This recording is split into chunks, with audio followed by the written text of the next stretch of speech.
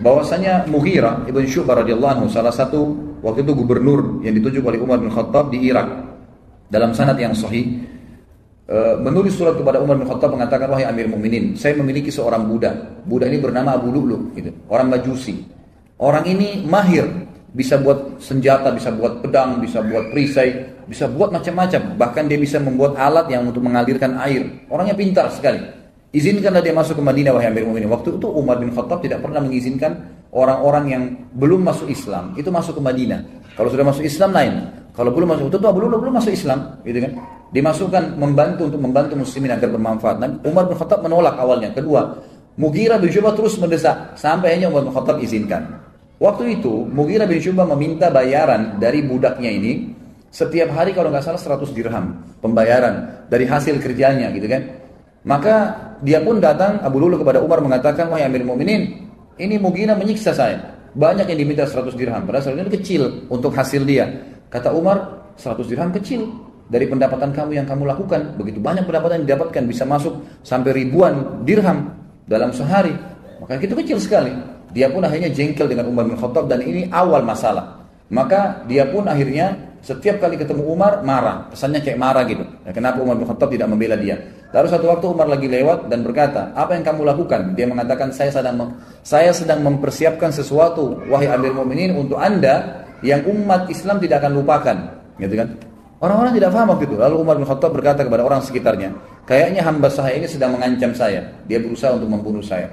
Ternyata akhirnya dia membuat pisau khusus yang sangat kuat dan bermata dua. Dia pun akhirnya pada saat Umar bin Khattab masuk ke masjid, waktu itu menjelang sholat duhur, dan dia pun menyelip masuk di saf, dan baru saja Umar bin Khattab takbir sudah ditusuk oleh Abu Lu'lu. Begitu ditusuk, orang-orang tidak tahu, terutama di sisi kanan kiri masjid, tidak ada yang tahu. Yang tahu cuma di belakang ya Umar bin Khattab, dan itu adalah Abu Musa al-Ash'ari radhiyallahu majma'in. Lalu kemudian Umar bin Khattab tertusuk, dan sempat terdengar suara mengatakan, Umar mengatakan, aku telah dibunuh oleh anjingnya Majus, maksudnya si Abu Lu'lu itu. Lalu Umar bin Khattab jatuh, dan Abu Musa yang mendekati Umar, lalu Umar memegang tangannya sambil berkata, ya lanjutkanlah sholat wahai Abu Musa, jadi imamlah kamu. Kemudian Abu Lu'lu ini karena panik, dan di sekitar Umar yang di saf-saf yang dekat tahu kalau dia sedang menusuk, maka dia berusaha menusuk semua orang yang di sekitar dia, sampai dia melukai 13 orang. Dan 3 orang sempat mati terbunuh bersama Umar, tentunya mati syahid nanti berempat, gitu kan? Tapi 3 orang ini mati di masjid, yang 10 orang luka parah gitu. Nah pada saat ada lihat kejadian tersebut, sahabat sudah tahu kalau ini orang membunuh Amir Mukminin, menusuk, maka dia melemparkan jubahnya ke arah wajahnya sehingga tidak melihat dan dikeroyokin. Pada saat itu dia tahu dia akan mati, lalu dia mengambil pisau tersebut dan menusukkan ke lehernya sendiri. Meninggallah Abu Lu'lu ini, dalam kisah sahih ini disebutkan. Dan ini yang luar biasanya, semoga Allah berikan hidayah ya. Kita tetap masih mendoakan. Di Iran sekarang ini dibangun sebuah kuburan, dinamakan kuburannya Abu Lu'lu. Ya, dan dianggap Abu Lu'lu seorang pahlawan orang-orang Syiah itu karena berhasil membunuh Umar bin Khattab radhiyallahu anhu. Ini luar biasa. Ya, pembunuh Amir Mukminin yang terkenal dengan kesolehannya, jaminan surga dari Nabi SAW, berapa banyak hadis yang kita sebutkan. Lalu mereka bangga, dan pernah saya punya cuplikannya dalam bahasa Arab. Mereka melantunkan bahasa Arab, orang-orang Persia itu mengatakan, artinya begini, ya Allah bangkitkanlah kami bersama pejuang Abu Lu'lu. Merasa Khalid bin Walid ini dulu tuan gitu kan, terkenal. Bila Umar ingin menghilangkan perasaan itu dari Bilal, dan juga ingin mendidik kaum muslimin tentang sebuah poin penting, tidak ada fanatisme dalam Islam.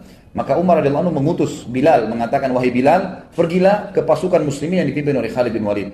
Lalu bacakan suratku ini di Khalid, pada Khalid, sementara Khalid kamu suruh tidur di tanah, dan kamu letakkan telapak kakimu di pipinya. Ini perintah yang memang berat gitu ya, bagi Bilal berat, dan satu perilaku yang aneh gitu, tapi dilakukanlah. Bilal patuh, Bilal mengatakan baiklah Amir Mukminin. Tiba di sana, Bilal datang kepada Khalid bin Walid, masuk dalam kemah, bicara baik-baik, wahai Khalid, Amir Mukminin memerintahkan saya seperti ini. Bagaimana pendapatmu? Saya harus memanggilmu dengan suara keras dari luar kemah, saya menyuruh kamu meletakkan pipimu di tanah, lalu saya letakkan telapak kakiku di atas pipimu, baru saya bacakan surat ini. Khalid bin Walid waktu itu memang lagi diuji juga imannya. Dia mengatakan, wahai Bilal, kita sudah masuk Islam, lupakanlah masa jahiliyah. Lakukan apa yang Amir Mukminin perintahkan. Maka Bilal pun keluar dari kemah, lalu teriak dari luar mengatakan, wahai Khalid ibn Walid, keluarlah, keluar, gitu kan? Begitu keluar, letakkanlah pipimu di tanah dan aku akan letakkan telapak kakiku di pipimu sebagai perintah dari Amir Mukminin. Semua pasukan lihat. Di pasukan ini banyak orang-orang Quraisy yang tahu kedudukannya Bilal dulu, yang tahu kedudukannya Khalid bin Walid dulu. Ini tuan, ini budak, bekas budak, gitu kan? Lalu Khalid bin Walid mengatakan, letakkanlah kakimu hai Bilal dan jangan ragu. Dan tidak pula ada yang marah dengan Bilal. Semua orang diam. Bilal pun meletakkan kakinya di atas pipinya Khalid bin Walid yang lagi diletakkan di tanah, lalu membaca suratnya Amir Mukminin Umar. Umar berkata, ini surat dari Amir Mukminin kepada pimpinan perang Khalid bin Walid. Telah sampai berita kepada saya bahwasanya kau berkhianat dalam masalah ghanimah atau dalam masalah perang. Kalau benar, maka beristighfarlah, bertobat sama Allah dan saya lengserkan kamu dari jabatanmu. Kalau tidak benar, maka kau mengatakan tidak benar sementara Bilal masih menginjak pipimu, gitu kan? Dan saya akan tetap mencopot kau dari kepemimpinan, tetap kau berperang tapi bukan lagi pemimpin, agar tidak ada fitnah yang kena di tengah-tengah muslimin. Maka Khalid bin Walid dalam kondisi terinjak pipinya mengatakan itu tidak benar. Sudah selesai, Bilal menyampaikan berita tersebut, tapi dia tetap dicopot dari jabatannya. Tapi di sini kita bisa lihat bagaimana ya Umar bin Khattab radhiyallahu anhu sangat tegas, gitu kan? Tapi bukan berarti beliau benci Khalid bin Walid. Terbukti pada saat beliau meninggal dunia atau akan meninggal dunia, sempat Umar bin Khattab berkata, seandainya Abu Ubaidah masih hidup, karena Abu Ubaidah tadi sudah mati, ya dalam beberapa riwayat waktu dia pergi ke tempat yang ada taun, maka aku akan mengangkatnya menjadi penggantiku. Sebab kalau aku ditanya oleh Rabbku hari kiamat, kenapa engkau memilih Abu Ubaidah? Aku akan mengatakan bahwasanya aku mendengar hamba dan kekasihmu Muhammad sallallahu alaihi wasallam bersabda, likulli ummatin amin wa aminu hadhil ummah Abu Ubaidah bin Jarrah. Setiap umat memiliki orang kepercayaan dan orang kepercayaan umat ini adalah Abu Ubaidah bin Jarrah. Kalau seandainya Khalid bin Walid masih hidup, ini kata Umar bin Khattab, ini saksi bahasan kita. Kemudian pasti aku akan mengangkatnya untuk menjadi penerusku.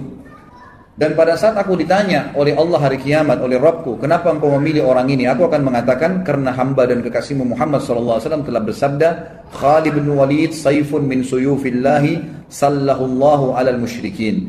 Khalid bin Walid adalah salah satu pedang Allah yang Allah henuskan untuk orang-orang musyrik. Sebagaimana disebutkan di dalam dinukil dari banyak riwayat-riwayat yang sahih. Bagi riwayat ini kata menurut penulisnya, ini membantah tentang banyaknya isu yang salah tentang pencopotan Khalid bin Walid dari masalah kepemimpinan. Kemudian kita masuk ke masalah bagaimana Baitul Maqdis dibebaskan di zaman Umar bin Khattab. Umar bin Khattab mengutus pasukan ke Baitul Maqdis, ya, kemudian berperang di sana. Ringkas cerita adalah memenangkan peperangan. Lalu penjaga Baitul Maqdis, salah satu pendeta Nasrani waktu itu, tidak mau memberikan kunci kecuali kepada pemimpin muslimin. Maka menyuratlah beberapa pemimpin, ya, yang memimpin perang waktu itu, termasuk Khalid bin Walid waktu itu ada di sana. Ya, kemudian Miqdad dan beberapa sahabat Nabi yang lain disuruhlah, ya, menyurat kepada Amir Mukminin. Umar bin Khattab waktu terima surat tersebut mengatakan baiklah kita berangkat. Berangkatlah Umar bin Khattab menuju ke Palestina. Tiba di Palestina. Kebetulan Umar bin Khattab waktu ke Palestina itu berdua bersama budaknya. Bukan budak sebenarnya, pelayannya, ya. Bersama dengan pelayannya. Umar bin Khattab sepakat sama pelayannya selama perjalanan dari Madinah ke Palestina, jauh sekali nih, gitu kan? Perjalanan sebulan. Ya. Kalau sesaat saya di atas unta, sesaat kamu di atas unta. Jadi begitu terus. Dalam waktu tertentu Umar bertukaran tempat sama pelayannya ini. Pas tiba di Palestina, di pintu gerbang Palestina dan ditunggu oleh orang-orang muslimin. Tiba gilirannya Umar bin Khattab yang harus narik ke kanannya unta. Hamba sahaya dari belayan itu lagi di atas unta, gitu kan?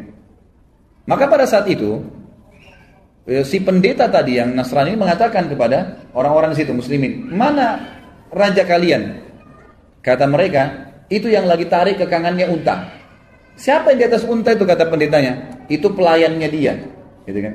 Lalu kata pendeta ini, orang inilah yang telah disebutkan dalam Injil akan menerima kunci Baitul Maqdis. Ternyata disebutkan dalam Injil, satu waktu nanti akan datang dibebaskan oleh seseorang yang adil dan dia akan bersama dengan pelayannya dan dia akan menarik ke kanan unta pelayannya.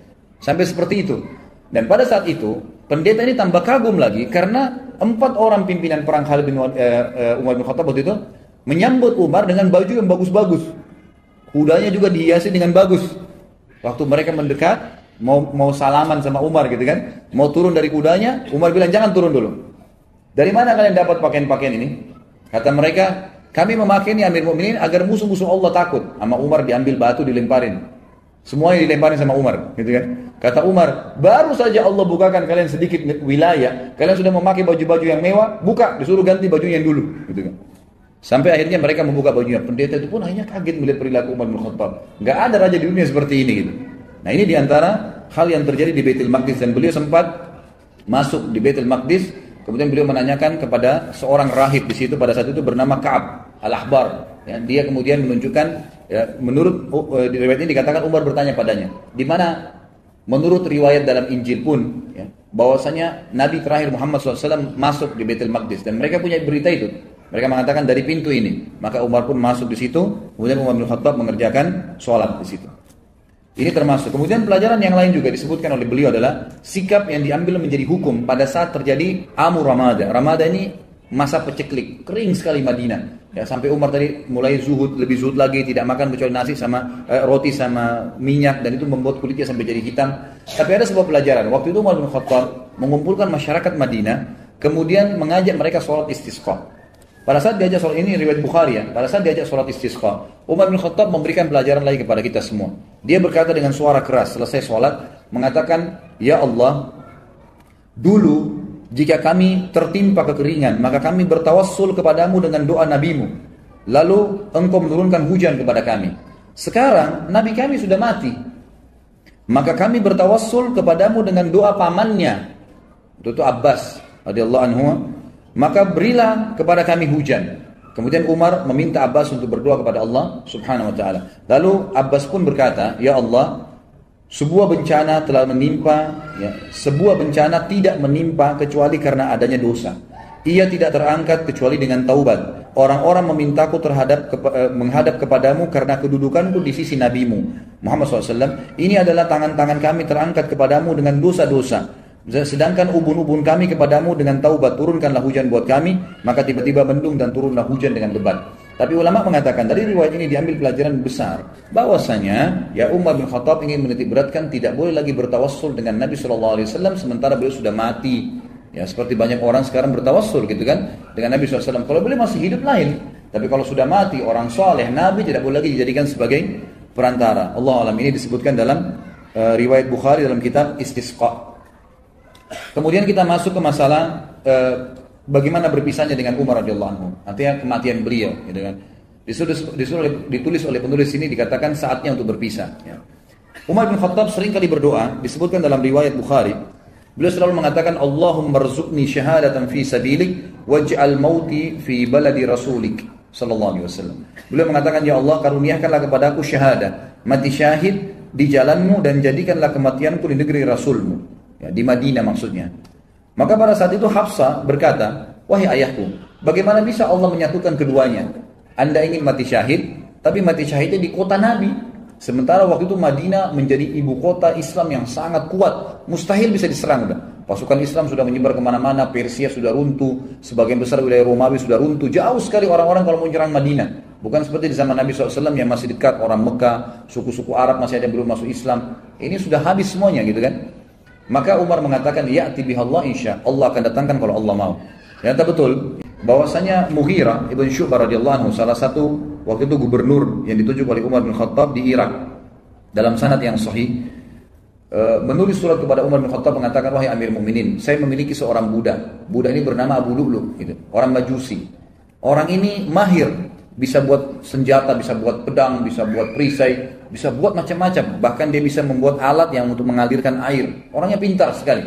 Izinkanlah dia masuk ke Madinah, wahai Amir Mu'minin. Waktu itu Umar bin Khattab tidak pernah mengizinkan orang-orang yang belum masuk Islam itu masuk ke Madinah. Kalau sudah masuk Islam lain. Kalau belum masuk, itu Abu Lu'lu belum masuk Islam, gitu kan?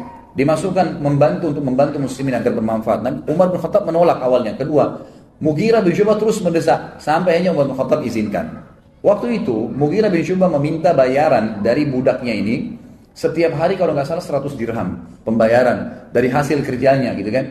Maka dia pun datang Abu Lu'lu kepada Umar mengatakan, wahai Amir Mu'minin, ini Mughirah menyiksa saya. Banyak yang diminta 100 dirham, padahal 100 dirham kecil untuk hasil dia. Kata Umar, 100 dirham kecil dari pendapatan kamu yang kamu lakukan. Begitu banyak pendapatan yang didapatkan, bisa masuk sampai ribuan dirham dalam sehari. Maka itu kecil sekali. Dia pun akhirnya jengkel dengan Umar bin Khattab, dan ini awal masalah. Maka dia pun akhirnya Setiap kali ketemu Umar, marah. Kesannya kayak marah gitu. Ya, kenapa Umar bin Khattab tidak membela dia? Lalu satu waktu Umar lagi lewat dan berkata, apa yang kamu lakukan? Dia mengatakan, saya sedang mempersiapkan sesuatu, wahai Amir Mu'minin, untuk anda yang umat Islam tidak akan lupakan. Gitu kan? Orang-orang tidak paham waktu itu. Lalu Umar bin Khattab berkata kepada orang sekitarnya, kayaknya hamba saya ini sedang mengancam saya. Dia berusaha untuk membunuh saya. Ternyata akhirnya dia membuat pisau khusus yang sangat kuat dan bermata dua. Dia pun akhirnya pada saat Umar bin Khattab masuk ke masjid, waktu itu menjelang sholat duhur, dan dia pun menyelip masuk di saf, dan baru saja Umar bin Khattab takbir sudah ditusuk oleh Abu Lu'lu'. Begitu ditusuk, orang-orang tidak tahu, terutama di sisi kanan kiri masjid, tidak ada yang tahu. Yang tahu cuma di belakang ya Umar bin Khattab, dan itu adalah Abu Musa al-Ash'ari radhiyallahu majma'in. Lalu kemudian Umar bin Khattab tertusuk dan sempat terdengar suara mengatakan, Umar mengatakan, aku telah dibunuh oleh anjingnya Majus. Maksudnya si Abu Lu'lu' itu. Lalu Umar bin Khattab jatuh dan Abu Musa yang mendekati Umar, lalu Umar memegang tangannya sambil berkata, ya lanjutkanlah sholat wahai Abu Musa, jadi imamlah kamu. Kemudian Abu Lu'lu' ini karena panik dan di sekitar Umar yang di saf-saf yang dekat tahu kalau dia sedang menusuk, maka dia berusaha menusuk semua orang yang di sekitar dia sampai dia melukai 13 orang. Dan 3 orang sempat mati terbunuh bersama Umar, tentunya mati syahid nanti berempat, gitu kan? Tapi 3 orang ini mati di masjid, yang 10 orang luka parah gitu. Nah pada saat ada lihat kejadian tersebut, sahabat sudah tahu kalau ini orang membunuh Amir Mu'minin, menusuk, maka dia melemparkan jubahnya ke arah wajahnya sehingga tidak melihat dan dikeroyokin. Pada saat itu dia tahu dia akan mati, lalu dia mengambil pisau tersebut dan menusukkan ke lehernya sendiri. Meninggallah Abu Lu'lu' ini dalam kisah sahih ini disebutkan. Dan ini yang luar biasanya, semoga Allah berikan hidayah ya. Kita tetap masih mendoakan. Di Iran sekarang ini dibangun sebuah kuburan, dinamakan kuburannya Abu Lu'lu'. Ya, dan dianggap Abu Lu'lu' seorang pahlawan orang-orang Syiah itu karena berhasil membunuh Umar bin Khattab radhiyallahu anhu. Ini luar biasa. Ya, pembunuh Amir Mu'minin yang terkenal dengan kesolehannya, jaminan surga dari Nabi SAW, berapa banyak hadis yang kita sebutkan. Lalu mereka bangga dan pernah saya punya cuplikannya dalam bahasa Arab. Di hari kiamat, na'udzubillah, termasuk bersama-sama di neraka gitu, karena berhasil membunuh Umar yang mereka anggap orang kafir. Ini berbahaya sekali, subhanallah gitu. Jadi begitu kisahnya. Maka Umar pun akhirnya sakit parah pada saat itu. Kisahnya panjang lebar, saya ringkaskan. Umar pun akhirnya sakit parah pada saat itu. Kemudian Umar bin Khattab berkata kepada Abu Musa al-Ash'ari, coba lihat siapa yang menusuk saya. Waktu itu mereka belum tahu. Masih simpang siur beritanya gitu kan. Sahabat-sahabat di kiri kanan saf masih mengatakan subhanallah, subhanallah. Mereka nggak tahu karena suara Umar tiba-tiba hilang gitu. Maka pada saat itulah Abu Musa meninjau mengatakan yang membunuh anda adalah budaknya Mughirah bin Syu'bah, Abu Lu'lu'. Maka Umar pun mengatakan semoga Allah membunuhnya. Kata Abu Musa, sudah mati Amir Mu'minin, dia bunuh dirinya sendiri. Lalu kemudian Umar bin Khattab ternyata tusukannya sangat keras. Dari belakang di sisi kanan perut itu saking tajamnya pisau itu dan tebal gitu kan. Sehingga pada saat ditusuk dan memang dia niat membunuh, ditusuk sampai tembus ke depan perutnya Umar radhiyallahu anhu. Dari lubang dari belakang sampai ke depan. Dan pada saat itu beberapa sahabat dan tabi'in sempat membawakan minuman kepada Umar bin Khattab, ada yang membawa air kismis, ada yang membawa juga susu unta. Dan pada saat diminum maka keluar dari sisi lubang perutnya. Dan dipanggil pada saat itu ada seorang tabib yang jelas sekali ya mengetahui masalah dan mengatakan kayaknya Amir Mu'minin sudah tidak tertolong lagi. Umar pun mengatakan, dan ini pelajaran-pelajaran yang kita bisa ambil luar biasa ya. Subhanallah, setiap orang yang dekat dengan Allah sebelum meninggal dunia, kita dengar kisah Abu Bakar yang lalu, ini kisah Umar, nanti kita dengar juga kisah Utsman, kisah Ali, sahabat-sahabat yang mulia yang dekat sama Allah. Sebelum meninggal, Allah kayak berikan isyarat mereka akan meninggal ya. Jadi mereka sempat mengembalikan amanah, mereka sempat memberikan wasiat, mereka masih sempat menasihati, mereka masih sempat menunjuk khalifah setelahnya. Banyak hal yang dilakukan gitu kan. Termasuk Umar bin Khattab. Umar bin Khattab akhirnya berbicara, kalau saya mati gitu kan, maka kuburkanlah saya ya, dan mintalah, dipanggil Abdullah bin Umar, mintalah kepada Ummul Mukminin Aisyah. Minta kepada Aisyah agar Aisyah mengizinkan aku dikuburkan bersama 2 sahabatku, Rasulullah SAW dan Abu Bakar. Maka Abdullah bin Umar pun mengatakan, saya masuk ke rumah Aisyah dan mengatakan, wahai Amir Mu'minin, Umar mengirim salam dan meminta izin untuk dikubur. Aisyah pun menangis mendengar berita Umar, lalu berkata, semestinya aku berharap itu tempatku, aku dikuburkan di situ, tapi aku akan izinkan untuknya. Waktu kembali Abdullah bin Umar kepada ayahnya Umar bin Khattab radhiyallahu anhu ajma'in, Umar berkata waktu disampaikan, apa beritamu? Abdullah bin Umar mengatakan, Ummul Mukminin mengizinkan. Kata Umar, segala puji bagi Allah yang menerima doa ini. Tapi pada saat saya sudah jadi jenazah, jadi sudah tahu kalau mau mati, sebelum saya dimasukkan ke dalam rumah Aisyah, tetap minta izin dulu. Kalau Aisyah mengizinkan Ummul Mukminin, kuburkan saya bersama Abu Bakar dan Rasulullah SAW. Tapi kalau tidak, kuburkan saya di pemakaman kaum muslimin umumnya. Gitu kan? Begitu penyampaiannya. Pada saat Umar bin Khattab lagi sakit keras, Ada beberapa kejadian penting yang kita bisa ambil pelajaran juga. Yang pertama adalah sempat Umar bin Khattab pingsan. Waktu itu di sebelah Umar yang paling dekat adalah Abbas, paman Nabi SAW radhiyallahu anhu, dan juga Ali bin Abi Thalib yang waktu itu mertua Nabi, mertuanya Umar bin Khattab, dan juga sahabat dekatnya Umar bin Khattab radhiyallahu anhu. Dan ini pelajaran besar sekali yang kita bisa ambil. Ahli sunnah wal jamaah meyakini Ali dan sahabat-sahabat Nabi semuanya mulia. Tidak pernah kita mencaci maki mereka, gitu kan? Beda dengan kaum Syiah yang terus-menerus mencaci maki sahabat. Ini berbahaya sekali, gitu. Ini bisa sampai pada tingkat kekufuran mereka, apalagi mengkafirkan sahabat. Sabda Nabi SAW, siapa yang mengatakan kufur kepada saudaranya muslim, maka itu akan kembali kepada salah satu di antara mereka, siapa yang lebih berhak, ya, pengucapnya atau penerimanya. Gitu kan? Jadi tidak mungkin ketemu antara sahabat dengan orang biasa. Tentu saja orang biasa yang terkena dalam masalah ini. Ali berkata, ya, pada saat itu Umar pingsan, terdengar azan. Lalu Abbas berkata, bagaimana nih kepada Ali? Amir Mu'minin lagi pingsan. Kata Ali, ada rahasianya. Lalu Ali pun mendekati kuping Umar sambil berkata, As-salat ya Amiral Mu'minin. As-salat ya Amiral Mu'minin. 3 kali. As-salat ya Amiral Mu'minin. 3 kali ucapin. Salat wahai Amir Mu'minin. 3 kali.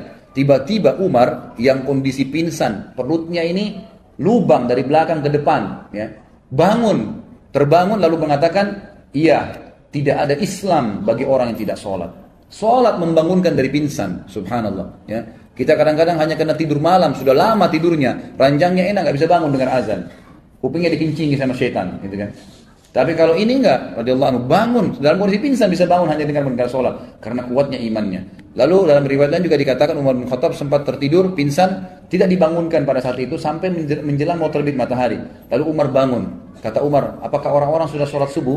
Kata mereka, sudah Amir Mu'minin. Lalu Umar mengatakan, iya, tidak ada ya bagian yang boleh dihormatin, diberikan jabatan di dalam Islam bagi seseorang yang tidak sholat. Ya, maka terjadilah pada saat itu Umar bin Khattab pun sholat subuh sendirian sambil duduk. Ini riwayat yang pertama. Riwayat yang kedua, pada saat beliau sakit keras, maka datanglah orang-orang yang mendoakan. Mengatakan Amir Mu'minin adalah utusan, adalah pendamping Rasulullah SAW, ini dipuji-pujilah Umar bin Khattab. Selalu menepis, jangan katakan itu, terus begitu. Sampai ada seorang anak laki-laki berkata, wahai Amir Mu'minin, bergembiralah dengan berita gembira dari Allah kepadamu, persahabatanmu dengan Rasulullah SAW. Itu sudah satu nilai. Perjuanganmu ya, perjuanganmu dalam Islam yang telah engkau ketahui. Kemudian engkau memimpin dengan adil, kemudian engkau meraih syahadah, mati syahid sekarang. Lalu Umar menjawab, aku berharap semua itu tidak ada sangkutannya denganmu. Artinya jangan sampai aku merasa bangga dengan itu. Lalu ya, untuknya dia mengatakan, dan akhirnya aku lepas dari tanggung jawabku, atau aku akhirnya tetap bertanggung jawab dengan dosa-dosa yang kulakukan. Lalu pada saat anak muda itu mau keluar, ternyata anak muda ini bajunya menutupi mata kakinya. Dan ini riwayat jarang sekali disebutkan. Sebenarnya riwayat ini riwayat sahih ya, yang menyebutkan tentang dilarangnya laki-laki untuk isbal, menutup mata kakinya dengan celananya, dengan pakaiannya. Ini masuk dalam bab isbal sebenarnya. Lalu Umar melihat ternyata sarungnya, pakaiannya laki-laki anak muda itu menyentuh tanah, menutup mata kakinya. Lalu Umar berkata, panggil anak muda itu ke sini. Dipanggil kembali. Lalu Umar dalam kondisi sudah mau meninggal, lemah, masih bisa menasihatin orang lain. Apa yang dia katakan? Ya ibna akhi, irfa' thawbak, fa innahu abqa li thawbik wa atqa li rabbik. Wahai keponakanku, ya, biasanya orang dalam agama kita ini, kalau ada seseorang anak muslim lebih muda, ya, kita bisa mengatakan wahai anak saudaraku. Ya, kalau kita biasa mengatakan keponakan, karena ayahnya kan saudara kita dalam Islam. Ya, biasa dikatakan gitu, ya benar akhi, gitu kan. Angkatlah pakaianmu, karena itu akan lebih awet bagi pakaianmu, tidak mudah kotor, ya, tidak bisa menjatuhkan kamu, karena kalau panjang bisa menjatuhkan, bisa keinjak dan seterusnya. Dan itu lebih bertakwa kepada Rabbmu. Kemudian Ibnu Abbas berkata, aku berkata kepada Umar, bergembiralah, engkau akan meraih surga. Sungguh engkau telah menyertai Rasulullah dalam waktu yang lama. Engkau memegang urusan orang-orang beriman. Engkau bersikap tegas dalam menunaikan amanah. Umar berkata, adapun berita gembira surga yang engkau katakan kepadaku, demi Allah, seandainya aku mempunyai dunia dengan segala isinya, niscaya aku akan menjadikannya sebagai tebusan untuk menghadapi ketakutan besar yang ada di hadapanku sebelum aku mengetahui berita itu. Maksudnya, aku akan, ya, belum bisa aku mengatakan itulah pegangan, itu jadikan pegangan surga itu. Walaupun sudah dijamin oleh Nabi SAW. Kalau seandainya aku punya dunia dan seluruh isinya, aku akan jadikan sebagai tebusan agar bisa mendapatkan surga itu. Adapun ucapanmu bahwasanya aku telah memegang urusan umat Islam, demi Allah aku berharap bahwa hal itu tidak ada sambutannya denganku. Untung ruginya tidak ada hubungannya denganku. Adapun yang engkau katakan bahwa aku telah menyertai Nabi SAW, maka hal tersebut benar. Hal tersebut benar. Ini diriwayatkan oleh Imam Ahmad dalam musnadnya. Kemudian Imam Al-Nabi juga mengatakan, Ibnu Umar berkata radhiyallahu anhum ajma'in, kepala Umar berada di pangkuanku pada saat beliau sedang tertusuk, ya. Lalu ia berkata, letakkan pipiku di tanah, kata Umar. Lalu aku meletakkannya, kata Abdullah bin Umar radhiyallahu anhu ajma'in. Dia berkata, celaka bagiku dan celaka bagi ibuku jika Rabbku tidak merahmatiku. Artinya betul-betul kecelakaan, ya, luar biasa kalau sampai aku tidak, ya, diampuni oleh Allah Subhanahu wa taala. Lalu beliau sempat sebelum meninggal juga memberikan wasiat kepada, beliau mengatakan, aku berwasiat kepada khalifah yang datang setelahku, berbuat baik kepada muhajirin angkatan pertama, karena mereka lah orang-orang yang telah masuk Islam di awal, ya, dan memberikan hak-hak mereka, menghormati mereka. Yang kedua, aku berwasiat kepada orang-orang Ansar yang telah memperjuangkan dan menjual seluruh harta dan jiwa mereka untuk agama. Lalu berbuat baiklah kepada rakyat-rakyat di kota-kota dan di desa-desa, karena mereka adalah pejuang-pejuang Islam. Berbuat baiklah kepada orang-orang Badui, karena mereka adalah orang-orang asli muasal orang Arab dan penopang Islam. Serta aku juga mewasiatkan berbuat baik kepada zimmah, ahli zimmah, orang-orang kafir yang di bawah naungan pemerintahan Islam, karena, ya, hak mereka harus dipenuhi sebagaimana Nabi SAW perintahkan. Ada beberapa pujian sahabat-sahabat, ya, yang kita akan sebutkan poin-poinnya sebelum disebutkan kematian beliau radhiyallahu anhu kepada Umar bin Khattab, dan ini pada saat menjelang Umar bin Khattab sakarat dan meninggal dunia, dan beliau meninggal disebutkan dalam banyak athar sangat muda. Tiba-tiba saja beliau setelah memberikan wasiat tadi tentang khalifah setelahnya, lalu beliau menutupkan mata dan beliau meninggal dunia seketika pada saat itu. Tidak ada sesuatu yang melihat itu berat, susah, nggak ada seperti itu. Lalu pada saat itulah puji-pujian harum dari para sahabat datang kepada beliau. Jadi semenjak mereka lihat Umar sudah mulai melemah, sudah mulai ada puji-pujian yang keluar sampai beliau, ya, dimakamkan. Yang pertama, Abu Wa'il menyebutkan rahimahullah berkata, Abdullah bin Mas'ud radhiyallahu anhu datang kepada kami, dia menyampaikan berita kematian Umar kepada kami. Aku tidak melihat hari yang banyak tangisan dan kesedihan daripada hari itu. Kemudian Abdullah berkata, demi Allah, jika aku tahu bahwasanya Umar menyukai anjing, niscaya aku akan menyukainya. Maksudnya saking fanatiknya dengan Umar dan pendapatnya radhiyallahu anhum ajma'in. Umar bin Khattab selalu benar, dan ini disebutkan, ya, dinukil 195 dalam buku Ar-Riyadun Nadhirah, ya. Kemudian Hudzaifah juga berkata, ini kisah atau ungkapan yang kedua, bahwa dia berkata pada hari kematian Umar, pada hari ini kaum muslimin meninggalkan sebuah sisi pagar Islam, artinya kehilangan pagar benteng mereka. Abdullah bin Abbas juga berkata, Hudzaifah juga berkata di statement yang lain, Islam pada zaman Umar seperti seorang laki-laki yang melangkah maju, dia tidak bertambah kecuali dekat. Tetapi ketika Umar terbunuh, maka seorang laki-laki itu seperti mundur. Artinya waktu Umar datang, Islam terus maju, mengekspansi sampai kemanapun, dikenal oleh orang. Waktu Umar meninggal, seakan-akan Islam yang berbentuk seperti orang itu mundur, gitu kan? Seakan-akan mundur, jadi tidak ada lagi yang bisa mengikuti langkah-langkah Umar. Abdullah bin Abbas berkata dalam kisah yang lain atau pendapat beliau, ditanya kepada beliau, apa pendapat anda tentang Umar? Abdullah bin Abbas radhiyallahu anhu berkata, semoga Allah merahmati Abu Hafs, maksudnya Umar. Hafs ini anak pertamanya Umar, laki-laki. Demi Allah dia adalah pembela Islam, pengayom anak-anak yatim, tempat tinggal iman, sumber kebaikan, penyantun orang-orang lemah, benteng bagi para khalifah, kokoh dalam kebenaran, suka membantu orang lain, menegakkan hak Allah dengan sabar dan berharap pahala kepada Allah sehingga agama ini tegak. Dia telah memperlebar wilayah kaum muslimin, mengingat Allah SWT di atas bukit dan daratan, memuliakan Allah dalam keadaan senang dan susah, bersyukur kepadanya di setiap waktu, maka Allah akan menimpakan penyesalan kepada siapa saja yang membencinya sampai hari kiamat. Abdullah bin Abbas adalah ahlul bait, gitu kan? Anaknya Abbas. Dan ini juga satu statement yang luar biasa dari Abdullah bin Abbas yang disampaikan oleh beliau, siapapun yang membenci Umar, maka Allah akan menimpakan, ya, penyesalan kepadanya sampai hari kiamat. Kemudian Abbas bin Abdul Muttalib, paman Nabi SAW, ahlul bait juga mengatakan, aku adalah tetangga Umar bin Khattab, aku tidak melihat seseorang yang lebih baik daripada Umar. Malamnya adalah sholat, siangnya adalah puasa, dan menunaikan seluruh keperluan masyarakat. Ali bin Abi Thalib juga pernah berkata pada saat meninggalnya Umar bin Khattab, dan dinukil oleh Abdullah bin Abbas, semua adalah ahlul bait Nabi SAW. Berarti mereka sangat menghormati Umar radhiyallahu anhum ajma'in.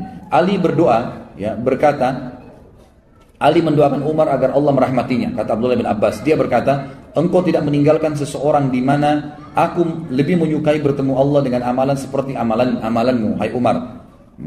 Demi Allah, aku sudah mengira bahwasanya Allah akan menjadikanmu bersama sahabatmu, karena aku sering mendengarkan Nabi SAW bersabda, "Zahabtu ana wa Abu Bakar wa Umar, wa dakhaltu ana wa Abu Bakar wa Umar, wa kharajtu ana wa Abu Bakar wa Umar." Aku sering mendengar, kata Ali radhiyallahu anhu ajma'in, Nabi SAW bersabda, aku pergi bersama Abu Bakar dan Umar, aku masuk bersama Abu Bakar dan Umar, dan aku keluar bersama Abu Bakar dan Umar. Jadi ini jelas statement Ali radhiyallahu anhu mengatakan wajar kalau kamu dikubur bersama Nabi SAW dan Abu Bakar. Abdullah bin Abbas juga berkata, perbanyaklah mengingat Umar, karena jika kalian mengingatnya, niscaya kalian akan mengingat keadilan.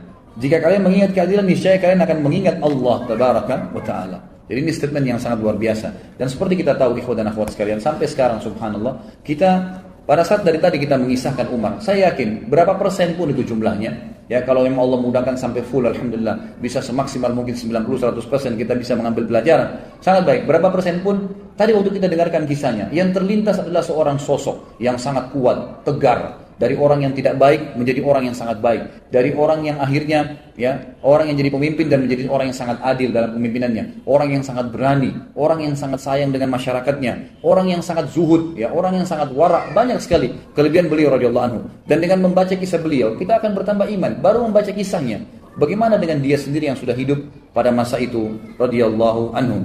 Dan saya tutup ikhwas sekalian, ya, ini tentu tambahan kisah saja. Ini setelah Umar bin Khattab meninggal lalu dikuburkan, ya. Sebelum beliau meninggal, beliau sempat dikatakan oleh beberapa sahabat, tunjuklah wahai Amir Mu'minin siapa yang akan menggantikan Anda. Kata Umar radhiyallahu anhu, saya tidak berani menunjuk siapapun kecuali saya harus mengumpulkan 6 orang yang tersisa dari ahli, ya, dari orang yang dijamin masuk surga. Maka kumpulkanlah, pada saat itu ada Utsman, Ali, Talha, Zubair, Abdurrahman ibn Auf dan Sa'ad, ya. Dikumpullah 6 orang ini. Lalu kata ya Umar radhiyallahu anhu, kumpullah mereka ini. Lalu Umar memanggil mereka ke dalam rumahnya Umar. Lalu Umar berkata, ini ada kamar saya. Ini kamar sering saya gunakan untuk kebutuhan muslimin. Berkumpullah kalian di dalam kamar ini dan musyawarahlah agar ada orang di antara kalian yang bisa menggantikan saya setelah saya meninggal. Dan ingat, wahai Abdurrahman, kau jadi pimpinannya. Jangan keluar dari ruangan ini kecuali sudah ada satu khalifah. Kalau enggak, kalian berenam saya penggal lehernya. Umar bin Khattab nunggu depan kamar itu dalam kondisi beliau luka parah nih, gitu kan? Lalu masuklah 6 orang itu bermusyawarah dalam. Di dalam ini subhanallah, ke-6 sahabat ini saling memuji. Yang satu memuji fadilah yang satunya. Rasulullah SAW bersabda tentang kamu begini, tentang kamu begini. Utsman memuji Ali, Ali memuji Talha, Talha memuji Zubair, terus begitu. Sampai hadis-hadis banyak disebutkan tentang fadilah masing-masing. Terakhir terkerucut dari 6 orang, 2 orang, Utsman dan Ali. Dan akhirnya Utsman bin Affan unggul dengan 2 buah hadis. Tentang hadis Allah malu, malaikat malu dengan ya, Utsman, dan juga tentang jaminan Nabi SAW surga kepada Utsman setelah membiayai perang ya, Ushrah. Baik, akhirnya mereka mengatakan Utsman kau tidak bisa mengelak. Utsman pun akhirnya mengatakan baiklah.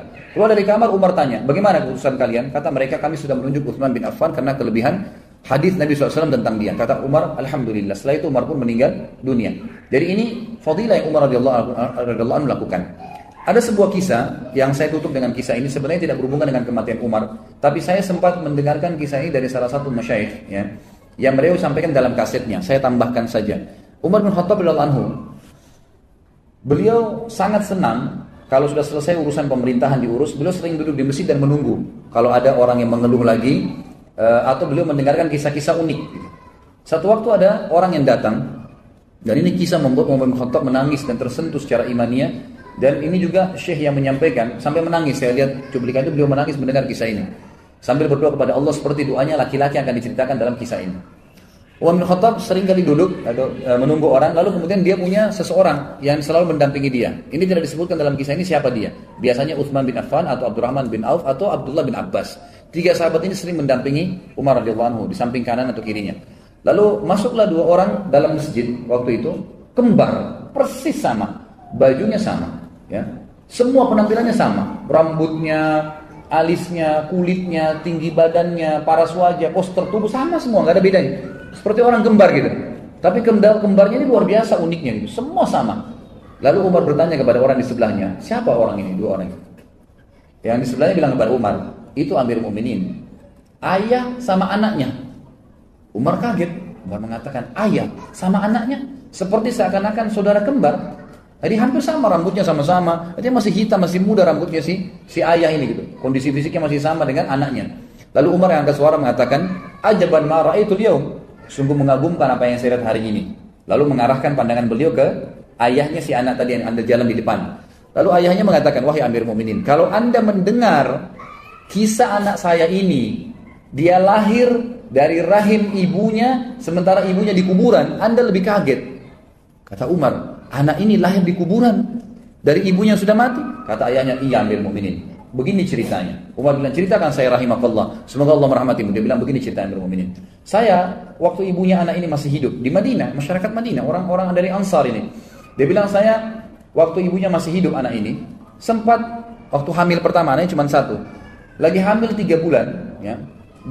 Saya kemudian punya hajat, ingin keluar dari kota Madinah, ingin pergi. Dan zaman dulu orang kalau mengadakan perjalanan jemaah sekalian itu menganggap dirinya sudah bisa kembali, bisa enggak.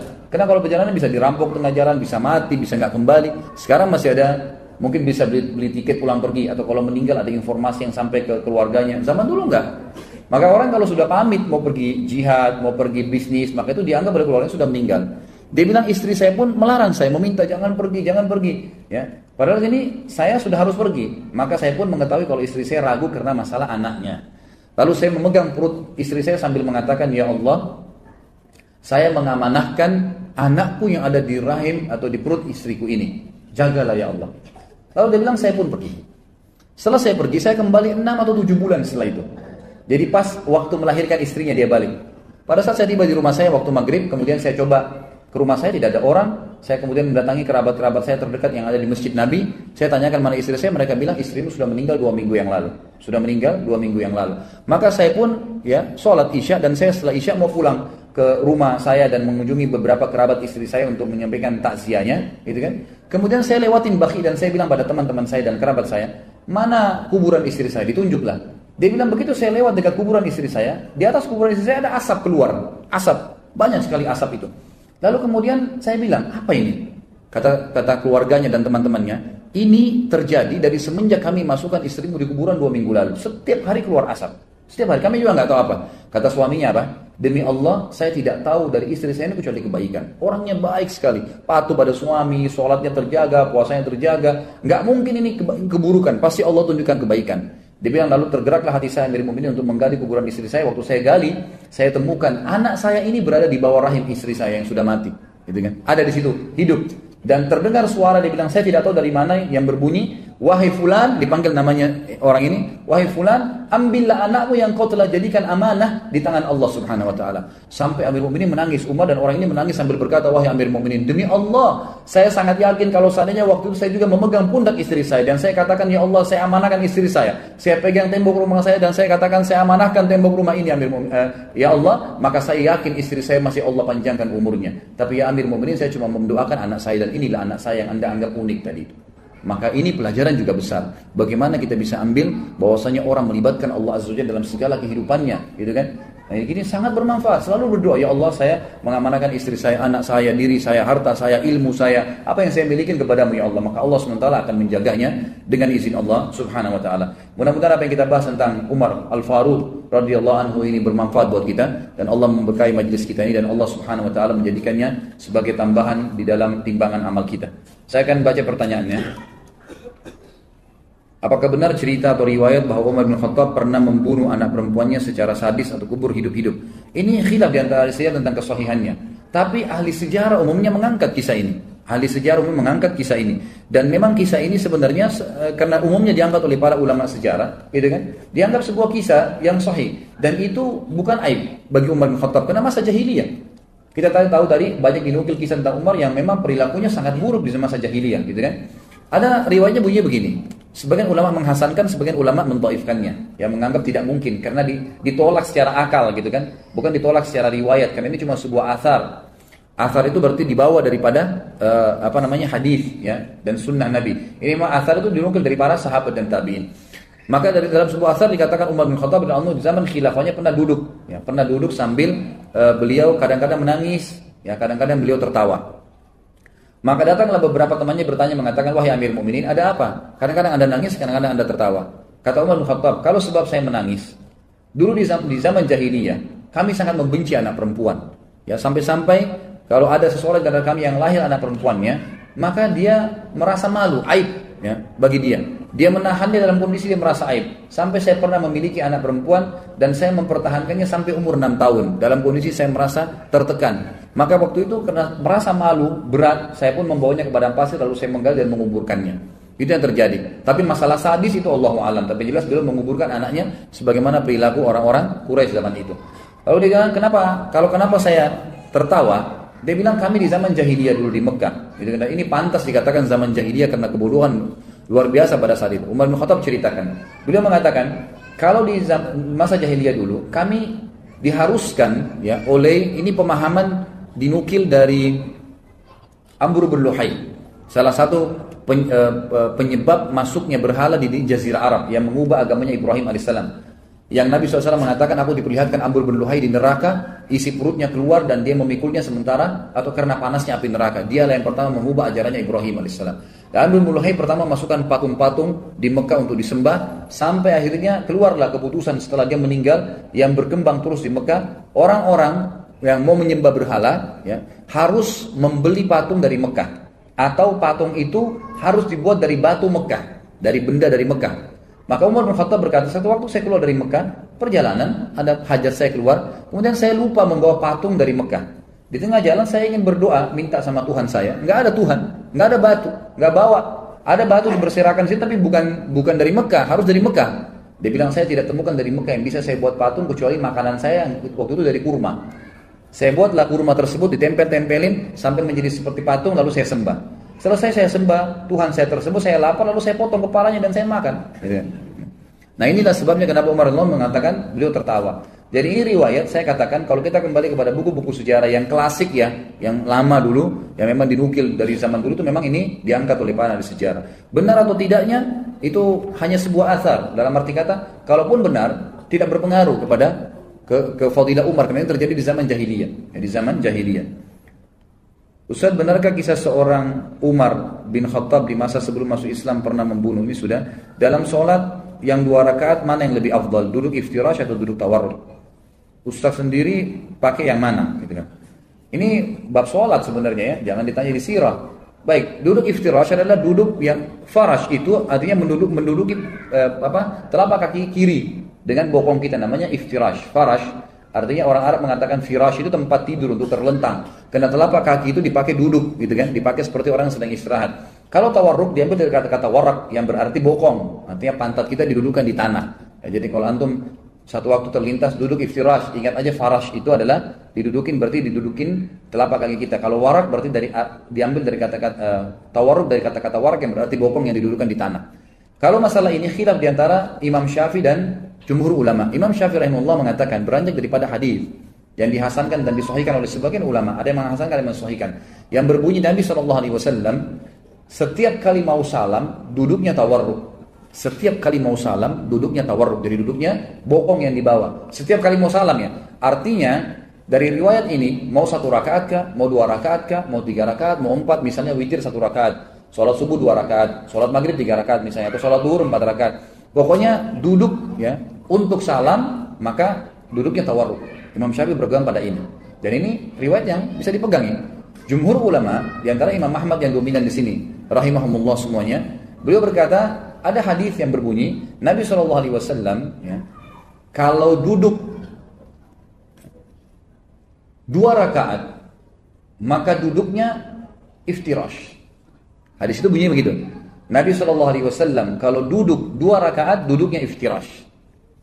Maka Imam Ahmad mengatakan riwayat ini memberikan penjelasan 2 rakaat itu salam atau tidak duduknya iftirash. Dan didukung oleh jumhur ulama, Imam Malik, Imam Abu juga mengatakan bahwasanya ya setiap sholat yang 2 rakaat ke bawah, 2 rakaat, 1 rakaat seperti subuh dan witir, maka duduknya iftirash. Tapi 2 rakaat ke atas, 3 rakaat kayak maghrib, rakaat keempat duduknya tawarruk.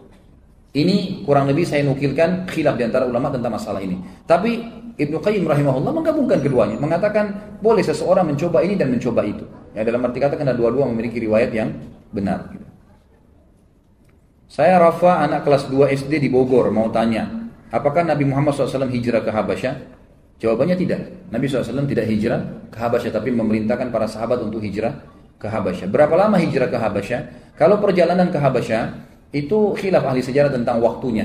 Tapi perjalanan yang ditempuh oleh para sahabat dari Mekah ke Jeddah dulu, ke pelabuhan, dan itu ditempuh sekarang dengan 1 jam perjalanan. Kalau dulu itu ditempuh seperempat hari. Ya. Jadi 1 hari 24 jam dibagi kurang lebih 8 jam perjalanan sekarang. Kemudian mereka menaiki kapal, dan kapal ini tidak pernah disebutkan kepada kita tentang waktu ke negeri Habasyah. Intinya sahabat sudah tiba di sana, dan mereka tinggal di sana itu cukup lama, ya, cukup lama, berbulan-bulan. Tapi juga sama tidak dinukil kepada kita dalam Riyadhus Shahih berapa jumlah pasnya. Tapi mereka berbulan-bulan karena mereka tidak kembali ya ke Mekah kecuali setelah sujudnya orang-orang Quraisy. Pada saat mereka mencaci maki Nabi SAW dekat Ka'bah, lalu Nabi SAW ya, membaca ayat tentang sujud. Lalu semua orang Quraisy tiba-tiba sujud pada saat itu. Sampai orang yang tidak mampu pun sujud, itu mengambil debu dan menaruh ya, debu di kepalanya. Kemudian dia mengatakan, ini cukuplah buat saya, karena saya juga sujud. Karena ada firman Allah SWT. Tapi saya tidak terlintas sekarang ayatnya. Anda bisa kembali ke materi saya, Sirah Nabawiyah, saya sampaikan tuh, surah apa dan ayat apa masalah itu. Berapa Nabi utusan Allah? 124.000 orang. Dalam hadis sahih disebutkan oleh Al-Hakim ya, dalam Mustadrak, bahwasanya Nabi SAW bersabda, Nabi itu diutus oleh Allah 124.000 orang, diantaranya 313 Rasul. Apa hewan kesukaan Nabi Muhammad SAW? Nabi SAW kalau makanan kambing dan domba. Ya, sebagaimana dinukil dalam hadis Bukhari, Nabi SAW paling gemar dengan paha kambing, dan beliau paling gemar paha kambing itu kalau dibakar. Ya, pernah dikatakan Umar bin Khattab berkata, aku pernah masuk di rumah Nabi SAW, kemudian aku temukan beliau sedang menarik daging itu dari tulang pahanya. Ya, jadi itu dinukil. Nabi SAW paling gemar memakan kalau makanan ya. Tapi bukan berarti Nabi SAW tidak pernah makan daging lain, karena beliau pernah memakan daging unta, gitu ya. Kemudian kalau hewan tunggangan yang Nabi SAW paling gemar adalah kuda. Ya, adalah kuda. Ya, beliau punya kuda yang beliau berikan nama, gitu kan. Beliau pelihara, gitu kuda itu. Beliau gunakan dalam peperangan. Lalu datang setelahnya unta. Nabi SAW memiliki unta, dan unta ini biasanya beliau gunakan untuk keluarganya. Dan itu dipegang oleh seorang supir Nabi SAW. Ya, kalau kita bahasakan sekarang itu namanya Anjasyah.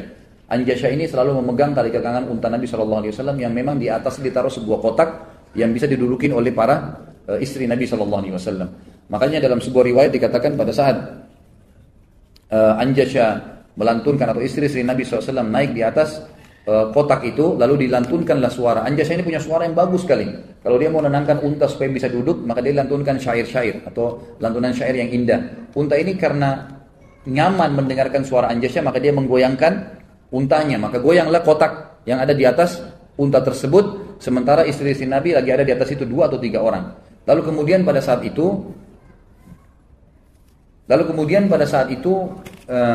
Nabi SAW melihat dan khawatir istri-istrinya terjadi sesuatu, maka beliau berkata, mahlan ya Anjasyah, mahlan bil qawarir ya Anjasyah. Hati-hatilah dengan botol-botol kacaku wahai Anjasyah. Jadi kuda, kemudian beliau juga menyukai unta, tapi kuda yang difavoritkan oleh Nabi SAW. Ustaz, bagaimana sikap Umar bin Khattab terhadap tindakan diskriminasi yang terjadi di kalangan rakyat yang ia pimpin? Beliau langsung menghukum, gitu kan? Ada yang salah, seperti tadi kita sudah sampaikan kisah kan? Apa saja yang terjadi di masa beliau yang salah, langsung beliau hukum, yang benar langsung didukung, gitu kan?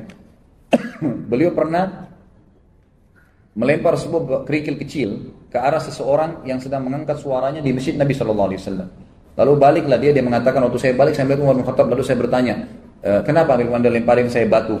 Kata Umar bin Khattab, kalau kalian bukan penduduk Madinah, kalau kalian penduduk Madinah, maka saya akan cambuk kalian, karena kalian sudah melakukan hal-hal yang tidak, kalian sudah mengangkat suara kalian di masjid Nabi SAW. Dan banyak kasus-kasus sebenarnya ya, banyak kasus-kasus, misalnya ada perampasan hak, maka Umar bin Khattab mengambilnya secara paksa, mengembalikannya, gitu kan. Dan beliau pernah mengatakan dalam statementnya, semua orang yang lemah di antara kalian akan kuat di hadapanku. Apa benar ada riwayat yang menyatakan bahwa seseorang itu akan mengetahui atau merasakan adanya tanda-tanda kematian pada dirinya 40 hari sebelum dia meninggal? Ini nggak ada hadisnya. Yang nggak ada hadisnya. Dan sebagian ulama masukkan dalam hadis maudhu, dikarang-karang, bahwasanya orang kalau mau meninggal bisa mengetahui 40 hari sebelumnya. Ini tidak ada sama sekali, Allahu a'lam. Apakah benar kisah Umar yang pernah ngirim surat kepada Sungai Nil yang mengatakan sungguhnya kami sedikit pun tidak membutuhkan? Sudah saya jelaskan tadi ya. Ini hadisnya jelas tadi dan riwayatnya juga sudah saya sampaikan. Benarkah air kencing unta boleh dijadikan obat? Benar. Benar, hadisnya sahih, riwayat Bukhari. Ya. Nabi SAW menyebutkan dalam hadis bahwasanya kencing unta itu ya boleh diminum, dan wanita Ansar menggunakan untuk rambut mereka, menyuburkan rambut mereka. Sebagian ulama menukil mengatakan apa hikmahnya kenapa kencing unta itu bisa diminum gitu kan dan dijadikan sebagai obat dan kenapa dia tidak najis seperti hewan-hewan lain. Dinukil bahwasanya unta ini memang dengan hikmah Allah Subhanahu wa taala mereka hanya mau makan pohon-pohon yang ada di padang pasir dan pohon padang pasir ini semuanya kering memang dan berduri. Jadi tidak ada kandungan air kalau kecuali sedikit sekali gitu kan. Dan unta ini hewan yang tidak mau minum sembarangan air. Jadi kalau ada air tergenang dia tidak langsung main minum saja. Dia menunggu dan mencium. Pada saat tidak ada bau, baru dia minum air tersebut. Gitu kan? Kalaupun di Madinah diberikan makan, biasanya cuma diberikan makan unta. Ini diantara diberikan makan kurma. Maaf. Dan ini ya dinukil sebagian ulama menukil hikmahnya. Tapi yang jelas terlepas daripada itu memang ada hadis Nabi SAW, hadis sahih berhubungan dengan masalah itu. Kalau anda lagi umroh, kalau misalnya travelnya bisa, itu kalau saya kemarin bimbing umroh itu bisa diminta ke supirnya menuju ke wilayah Hudaybiyah. Hudaybiyah itu tempat perjanjian dulu antara muslimin dengan orang-orang Quraisy pada saat Nabi SAW keluar dengan 1.400 orang untuk haji kemudian ditahan oleh orang-orang Quraisy. Hudaybiyah dekat antara Mekah ke Jeddah. Di situ memang di pinggir jalan semuanya ya banyak orang punya peternakan unta dan mereka menjual di pinggir jalan susu unta dengan kencingnya disebelahkan gitu dijual. Kalau tidak salah dijual 3 rial atau 5 rial satu botol air mineral itu ya. Seorang muslim dieksekusi, apakah dosanya hapus? Iya, terhapus. Kalau dikisos ya maksudnya. Kalau dipotong tangannya, dosa mencurinya sudah hilang. Kalau dipenggal lehernya, dosa membunuhnya sudah hilang. Itu memang sudah konsekuensi daripada hukum Allah SWT. Rambut dan janggut yang sudah beruban akan menjadi cahaya di akhirat nanti. Benarkah? Bila benar, bagaimana kalau rambut dan janggut itu dicat? Jadi yang ada janggut saya tidak temukan riwayatnya, tapi kalau rambut ada. Ya, rambut memang ada. Kata Nabi SAW, siapa yang memutih rambutnya di kepalanya dalam keadaan Islam, maka akan menjadi cahaya pada hari kiamat. Riwayatnya mengatakan akan diberikan pahala per helainya rambut, karena dia putih dalam keadaan Islam, gitu kan? Jadi memang kalau memutih, fadilahnya memang begitu, dibiarin. Kalau ada yang mengecat, berarti sudah tidak putih lagi rambutnya, gitu kan? Ya mungkin fadilah itu bisa hilang dari dia. Sebagaimana dengan film Umar radhiyallahu anhu yang menayangkan wajah Umar bin Khattab, ini enggak benar ya. Film tersebut menceritakan tentang sirah Nabawiyah Ustaz. Bagaimana hukum ditampilkan wajah sahabat tersebut? Kisahnya itu ulama mengatakan kalau sahabat, para nabi dianjurkan menukil kisah dalam bentuk cerita, gitu kan? Dalam bentuk kisah, jangan gambar. Karena gambar ini mengharuskan orang itu yang tampil memang seperti dia. Dan itu sulit. Itu yang pertama. Yang kedua, sering kali yang digunakan adalah artis-artis. Dan artis-artis ini setelah main film agama, nanti sebentar dia main lagi film yang kotor, yang tidak benar. Sementara orang sudah menukil ya wajahnya Umar seperti ini, wajahnya Abu Bakar seperti ini. Ini tidak benar semuanya. Allahu a'lam. Yang saya tahu ulama mengatakan tidak dibolehkan, gitu kan? Tidak boleh sama sekali menampilkan. Karena tanpa ditampilkan dalam film pun sudah cukup kok. Dengan penyampaian seperti kita tadi sudah cukup sebenarnya. Orang sudah cukup mengambil pelajaran. Terkait dengan masalah mimpi dan firasat orang-orang soleh, ada diceritakan cerita-cerita di masyarakat Indonesia. Cerita mimpi orang soleh. Mimpi bertemu Rasulullah dan Rasulullah SAW berlari lalu dikejarnya dan ditariklah sorban Rasulullah kemudian terbangun dari tidurnya. Terdapatlah di tangannya sorban Rasulullah. Kemudian dijadikan sorban itu dikeramatkan ya. Dan mimpi yang mulia dianggap mimpi tersebut mimpi mulia. Apakah mimpi-mimpi seperti ini termasuk firasat dan orang-orang soleh? Jawabannya tidak. Kalau sampai mimpi menarik sorbannya Nabi, ini aneh ini, gitu kan? Ini luar biasa, menarik sorban Nabi itu berarti aib sebenarnya dalam agama, gitu kan? Gak mungkin terjadi. Tapi mimpi tentang Nabi SAW benar, bisa terjadi. Bisa terjadi. Tapi ulama mengatakan untuk mimpi Nabi SAW biasanya memang dilihat orang tersebut. Kalau orang itu sangat dekat dan menjalankan sunnah-sunnah Nabi SAW, maka bukan mustahil dia mimpi tentang Nabi SAW. Itu pun kalau dia lihat Nabi SAW harus dipertemukan dengan Syama'il Muhammadiyah. Dipertemukan dengan ciri fisiknya beliau sallallahu alaihi wasallam. Dalam bab Syama'il Muhammadiyah ada bahasan khusus di awalnya itu adalah khalqiyah dan khuluqiyah, ciptaan fisik Nabi SAW dan akhlak Nabi SAW. Kalau betul rambutnya seperti Nabi SAW, hitam kelam, berombak, kadang-kadang sampai ujung kuping, sampai di pundak beliau, kulit beliau putih, saking putihnya sampai pipi beliau kemerah-merahan, alisnya tebal hitam seperti busur panah, bola matanya besar, dipenuhi dengan bulu mata yang lebat. Bola matanya itu yang putih-putih bersih, hitamnya hitam pekat. Sampai para sahabat mengatakan, kalau kami ingin bercermin di mata Nabi SAW, kami bisa bercermin. Hidungnya lancip, SAW, bibir, pipi, itu sesuai dengan wajah beliau yang tidak oval dan tidak panjang. Pundak beliau lebar, ya, tubuh beliau yang kekar, dadanya yang bidang, alaihissalam, tingginya, gitu kan, badannya dipenuhi dengan bulu termasuk jenggotnya lebat sampai kathif, sampai ke dada beliau alaihissalam. Itu cirinya. Kalau orang melihat seperti itu, maka insya Allah membantu Nabi SAW. Tapi juga dipertemukan dengan tadi, kalau sampai menarik surban Nabi dan dia temukan surban di tangannya, ini dari para sahabat pun tidak pernah ada yang terjadi seperti itu, yang lebih dekat dengan Nabi SAW. Bagaimana bisa dia begini? Dan akhirnya ini bisa saja ya dijadikan sebagai senjata untuk menipu orang lain, seperti tadi kasusnya dikeramatkan misalnya. Ya. Akhirnya dianggap sakral dan kain itu permainan syaitan semua. Allahu a'lam, yang semestinya memang harus dijauhi. Semestinya harus dijauhi. Sekali lagi kita berdoa kepada Allah SWT, semoga Allah yang maha melihat, maha mengetahui, dan juga maha pengasih kepada seluruh makhluknya, menjadikan majelis kita ini majelis ilmu yang diberkahi, dan juga menjadikan ini sebagai tambahan ya amal soleh di timbangan amal kita hari kiamat. Dan semoga Allah SWT menyatukan kepada bersama kita Umar Al-Faruq, kita bersama beliau di surga dengan izinnya insyaAllah. Dan kita juga bisa mengambil pelajaran dari beliau, yang mudah-mudahan kita menjalankan kehidupan ini dari apa-apa atau apa saja yang beliau telah terapkan sebelum kita, baik sebagai seorang ayah, sebagai seorang teman, ya, sebagai seorang pemimpin, ataupun sebagai orang ahli ibadah ya, dan ulama yang mestinya menjadi suri tauladan. Mungkin begitu ikhwah-ikhwah sekalian, kalau ada benar dari Allah, kalau ada salah dari saya mohon dimaafkan. Subhanakallahumma wa bihamdika asyhadu an la ilaha illa anta astaghfiruka wa atubu ilaik. Wassalamualaikum warahmatullahi wabarakatuh.